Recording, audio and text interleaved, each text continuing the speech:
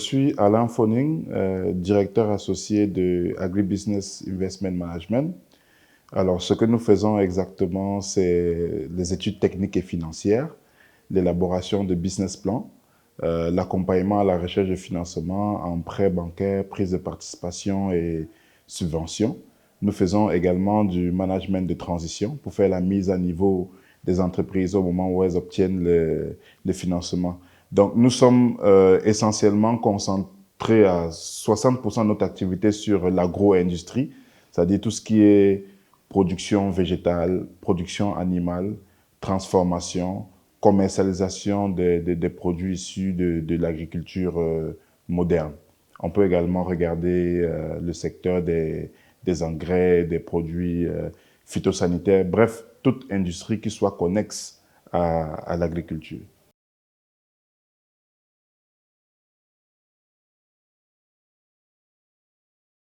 En ce qui concerne le secteur agricole du continent, moi je le regarde sous le prisme de sa finalité. À la fin, on a quand même 20% de la population africaine qui est sous-alimentée. C'est le résultat. Donc, ceci reflète le fait que la production elle est insuffisante par rapport à la demande. Nous n'avons pas véritablement une agriculture intensive.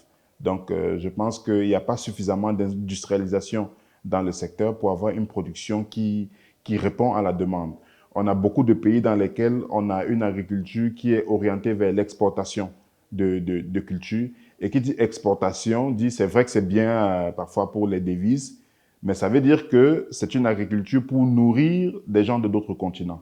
Alors, l'agriculture africaine devrait pouvoir permettre de nourrir les Africains eux-mêmes.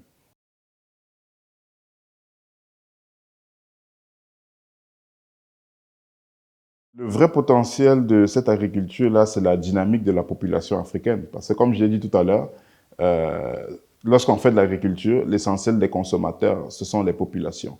Et on va voir qu'on a une tendance, une progression démographique intéressante au niveau de l'Afrique, qui est contraire à la courbe de d'autres continents.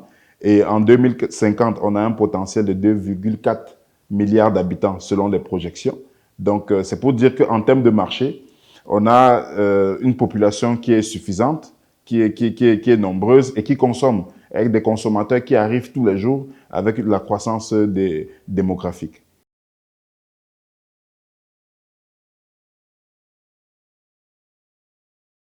Alors, pour moi, l'enjeu de l'agriculture face au changement climatique, c'est d'avoir déjà des systèmes de culture qui permettent véritablement de s'adapter, d'avoir des semences intelligentes, des semences qui puissent être résilientes au changement climatique, et ce qui demande de faire de la recherche fondamentale, d'adapter des variétés utilisées par nos planteurs pour qu'ils puissent véritablement résister à ces changements-là. J'ai parlé aussi notamment de tout ce qui est système de culture innovant, d'intensification écologique, c'est-à-dire qu'aujourd'hui, on doit pouvoir aller plus loin dans notre production, on doit pouvoir booster notre production tout en restant propre au niveau de nos systèmes de culture, en adoptant les meilleures pratiques.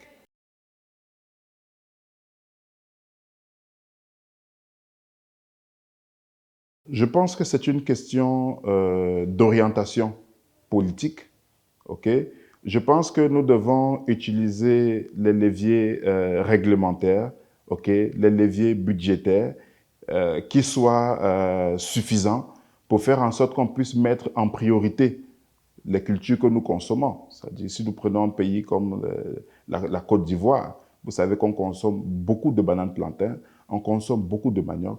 Comment faire pour faire en sorte qu'on puisse passer à l'industrialisation au niveau de ces cultures-là?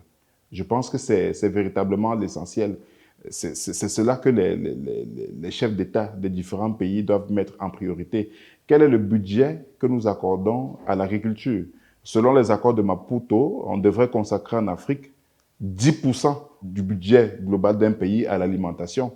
Il faudrait qu'au niveau des cadrages budgétaires, qu'on essaye de respecter un peu ces ratios-là pour mettre véritablement l'agriculture en priorité et les cultures qui sont consommées par nos populations. Nous devons produire ce que nous consommons et consommer ce que nous produisons dans nos pays.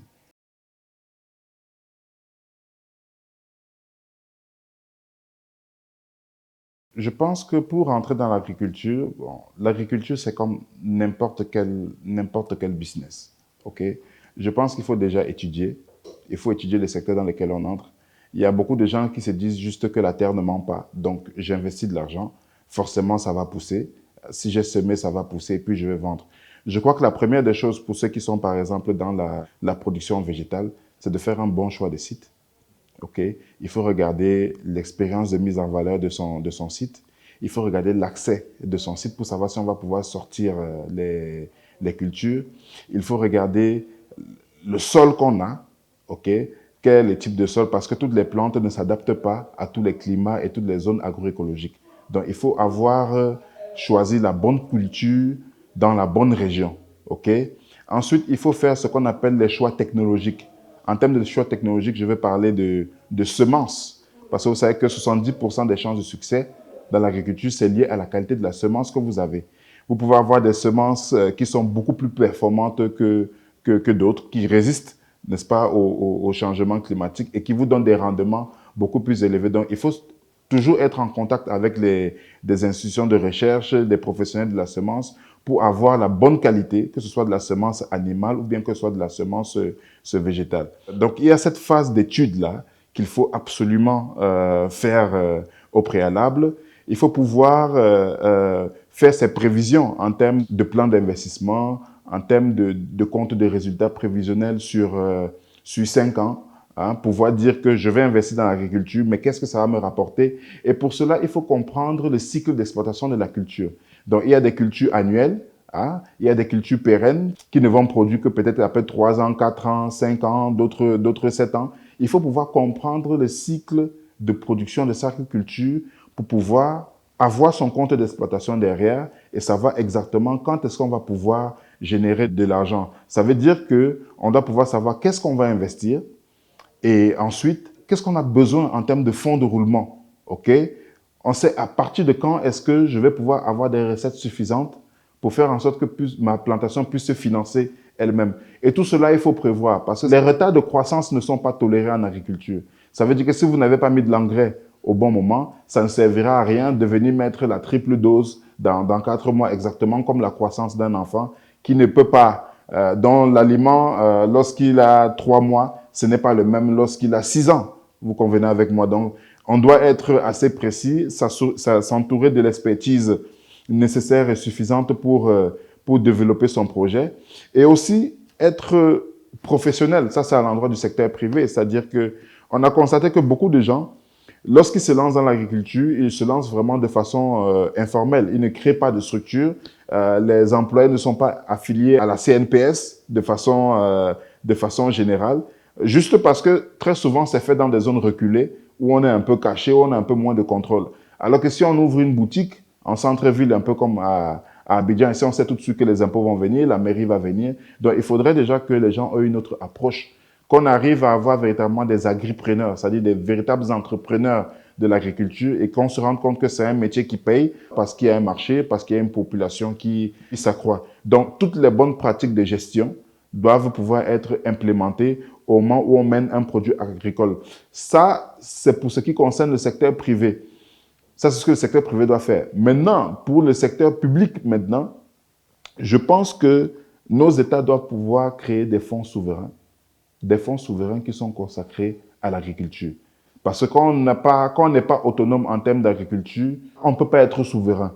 La première chose, c'est la semence. Parce que pour que les gens puissent faire des grands projets agricoles, il faudrait que la semence soit disponible. Donc, il faudrait structurer la chaîne de valeur en commençant par avoir des laboratoires qui produisent de la semence de façon industrielle, attirer les privés, faire comprendre aux privés que lorsque vous voulez venir dans l'agro-industrie, il n'y a pas que la plantation. Il y a la semence également qui est très rentable. Il faudrait qu'on crée des champions nationaux qui puissent produire de la semence suffisante.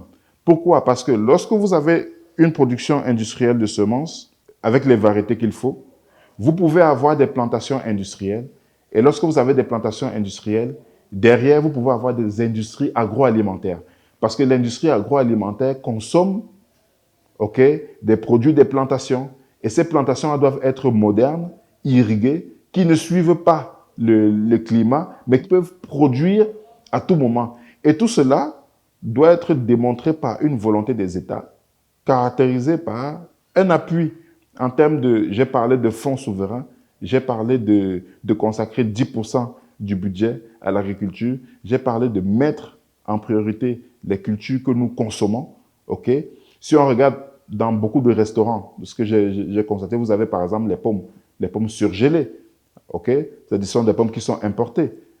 Est-ce qu'on ne peut pas maîtriser le processus de surgélation dans nos pays, avoir des filières pommes de terre industrielles de la semence jusqu'à la table de la ménagère? Je pense que c'est en structurant les chaînes de valeur, en consacrant des moyens nécessaires et suffisants qu'on pourra éventuellement arriver à relever les défis qui nous interpellent. Et de façon plus pragmatique aussi pour les États, c'est de mettre des incubateurs géants pour attirer des jeunes, mettre des jeunes dans un espace qui leur permette véritablement de maîtriser les techniques et de mener à bien leurs projets et avoir également des parcs industriels, des parcs industriels dans lesquels on pourrait intégrer les différents acteurs des chaînes de valeur agricoles.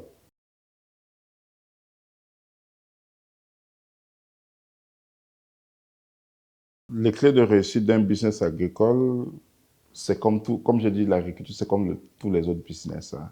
Il faut avoir le bon produit à la bonne place, au bon prix et au bon moment. D'accord? Et pour cela, pour avoir le bon produit, si on veut parler marketing en agriculture, il faut regarder qu'est-ce qui est consommé au départ. Il faut choisir des produits de consommation courante, ok? Sachant que vous aurez des consommateurs chaque jour, sachant que vous avez un circuit de distribution. Derrière, vous avez une demande qui est forte. Et dans votre politique de produits, vous faites le choix technologique qui est le choix de la semence. Vous savez que telle variété, elle permet d'obtenir telle culture qui correspond aux besoins de consommation de telle population. Vous pouvez également identifier les besoins de l'industrie agroalimentaire parce que on augmente ses chances de succès lorsque on livre à une industrie agroalimentaire. C'est une demande qui est un peu plus structurée, avec des contrats à terme sur des produits, avec des prix qui sont stables. Ok, donc je pense que il faut, en termes de clés, il faut être professionnel. Il faut avoir une bonne démarche de projet comme tout autre projet. Il faut simplement être professionnel, avoir la bonne démarche marketing, savoir que on peut faire du marketing lorsqu'on fait de l'agriculture. Beaucoup de gens pensent que les produits agricoles, ils doivent se vendre tout seuls. Pour vendre sa banane plantain, il faut simplement la mettre par terre, dans un milieu qui n'est pas forcément très propre. Il faut adopter les meilleures pratiques, ok, en termes de distribution, en termes de communication, ok, pour pouvoir garantir le succès de son projet.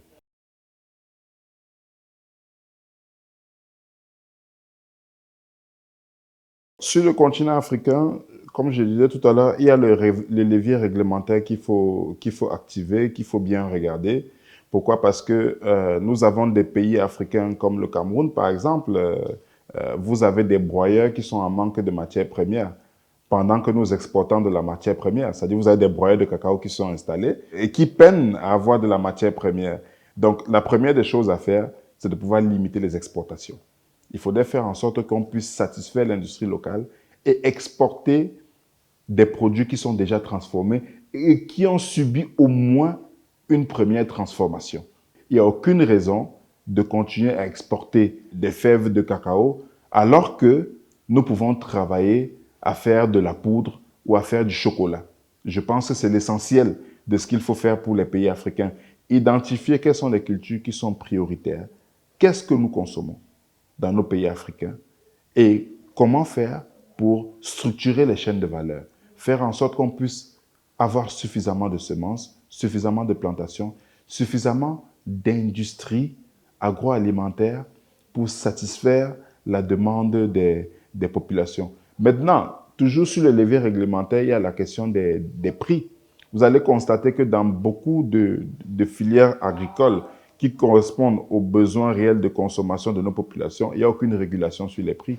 C'est vrai que c'est la loi du marché, ce qui fait que c'est difficile pour les planteurs de faire des prévisions. Si vous êtes dans les filières cacao, café, EVA, bon, on connaît les prix.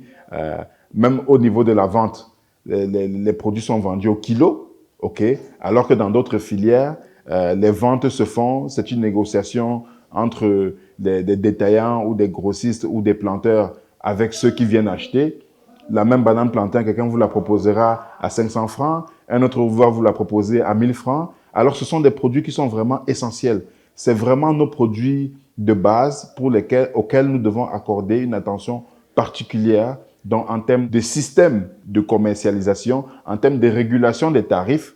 Parce qu'on peut avoir un pays qui se développe, avoir de belles infrastructures, mais si la banane plantain reste chère, si le riz n'est pas accessible, ok, ça ne sert à rien. Il faudrait qu'on puisse avoir une économie qui soit orientée sur la bonne nutrition des populations, la baisse de la malnutrition ou de la sous-alimentation dans nos pays, parce que c'est le premier but de l'agriculture. Ce n'est pas forcément de faire des devises, mais c'est de pouvoir nourrir les gens. Et vous savez, lorsqu'on nourrit les gens, on prévient les conflits.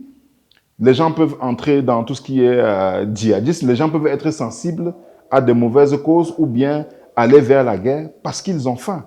Je pense qu'il faut qu'on puisse éliminer la faim dans nos pays à travers toutes les mesures qui vont être mises en place pour développer les chaînes de valeur agricoles. Et ainsi, lorsqu'on pourra satisfaire nos populations, on pourra exporter vers d'autres continents.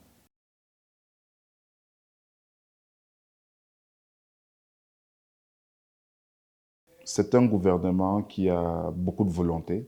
On a vu quand même qu'il y a de la volonté politique. On voit ce qui se passe au niveau de l'ANACAD, la position de la Côte d'Ivoire qui est maintenue sur les filières café-cacao, sur l'ananas, sur le coton. Bon, il y a beaucoup de cultures sur lesquelles la Côte d'Ivoire a quand même réussi à s'hisser en position de leader. Il y a une véritable volonté, on va le dire. Bon, maintenant, je pense que la même volonté et les mêmes moyens peuvent être également focalisés sur des cultures qui sont consommées en priorité par les Ivoiriens. Moi, je pense que c'est véritablement l'essentiel. Je vais faire un petit parallèle, hein. Aujourd'hui, nous sommes à la Coupe d'Afrique des Nations. On a vu de merveilleux stades. Ce que je dirais, pour résumer un peu les choses, c'est de faire des investissements dans l'agriculture, dans des cultures consommées par les Ivoiriens, au même niveau que ce qu'on a fait pour les stades. Voilà. Exactement au même niveau. Et on a un potentiel encore plus élevé de développement industriel du pays et de résolution des problèmes d'insécurité alimentaire d'un certain nombre de personnes. Il faut avouer que la vie demeure relativement chère, ok? Les prix des denrées alimentaires restent relativement chers. Et pour pouvoir investir cette tendance-là, il faut pouvoir investir. Il faut pouvoir créer des parcs industriels. Il faut pouvoir arriver. Vous avez vu les plantations de bananes de serre d'exportation pour lesquelles on est vraiment sur de la culture industrielle. Il faudrait qu'on en fasse de même pour l'igname, ok? Pour le manioc, pour la banane plantain et pour d'autres cultures. Donc, c'est une question d'orientation politique encore plus volontariste, mettre beaucoup plus d'argent sur les produits qu'on consomme, consacrer des fonds souverains, amener les banques à financer l'investissement productif pour faire en sorte qu'on puisse effectivement satisfaire les besoins des populations et en même temps stimuler la croissance économique.